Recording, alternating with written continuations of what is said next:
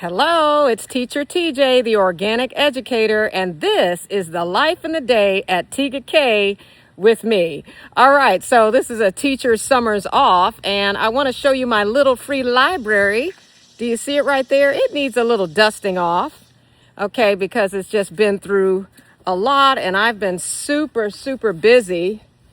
I haven't had time to maintain it, but it's been widely used by people in the community. You see, they're using it. It was so pretty in spring, and now it's just been tussled through. So let me show you some of the new books that I'm going to add to my little free library. So here are some good reasons to have a little free library in your own community. It promotes literacy, it spreads kindness, it's sustainable and free, and it strengthens the neighborhood. So here we go, the little free library, everyone. Isn't it just charming? It has a copper roof, all right? It has, look at the little sign. I need to fix my sign and remount it. The wind blew it off. But let's go ahead and open up the door and see all of these great books that I have in here. You know, I'm an English teacher, so I love to encourage reading and literacy. All right, I'll organize this a little later. It needs some work. But I want to show you which books I'm going to use. So here we go. We have some classics. Great Expectations by Charles Dickens. We're going to put that in there. John Steinbeck, The Grapes of Wrath. I love this. All right. Oh, and this one is so fitting for today. George Orwell, 1984. If you haven't read this, you are missing something. Let's see. What else? We've got To Kill a Mockingbird by Harper Lee. I read that in high school, and it is such a classic. Toni Morrison. She is my favorite author, actually, but this is one of the best ones, Beloved.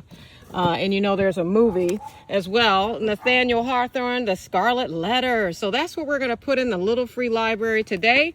Give me just a few minutes, and I will fix it up. So I took everything out, and I have a mess here. We are going to start fresh. I'm going to clean it out. Oh, wow. I just realized that one of my neighbors put V.C. Andrews in there. Remember V.C. Andrews? Flowers in the Attic? Oh my gosh. I think I'm going to take that and read that myself. Let's set that one aside.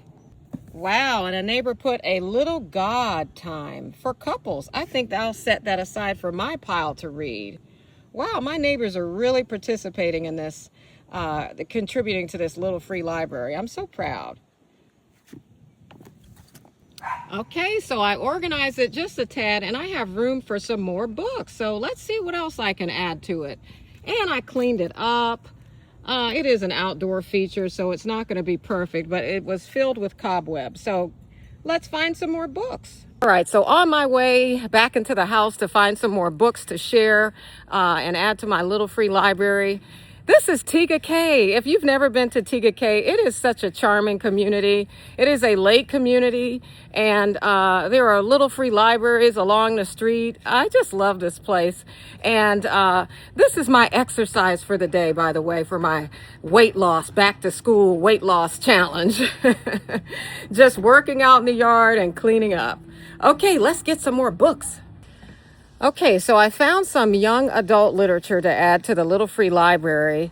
It is so important to promote literacy as early as possible for our youth, because as an English teacher, I can tell you that it really increases their vocabulary. Hi, I'm waving to a neighbor. And they just learn how to write better. And for multilingual students, you know, the brain is wired to learn how to structure sentences and grammar based on just reading, and your brain learns the how sentences are structured. And look, my dog just got out. Oh boy. So I got to get to that. Whoops.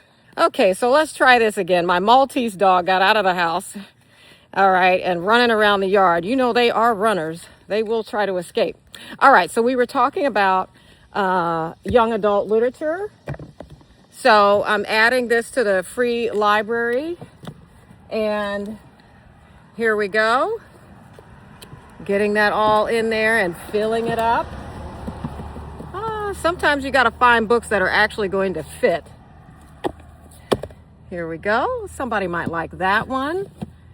And look, I added in a classic, William Shakespeare. You got to have William Shakespeare in there. I want them to know the classics too. And look, I read this in college, the Night Trilogy. Woo! Let's put that in there. Yay! So it's looking nice and full. I want to leave room for my neighbors to add in books as well. Initial cleanup is done. Let's put a latch on it for now to keep the wind from blowing it open. And we need to add some flowers to add some charm. It's time for a fresher upper, and we're going to mount that sign.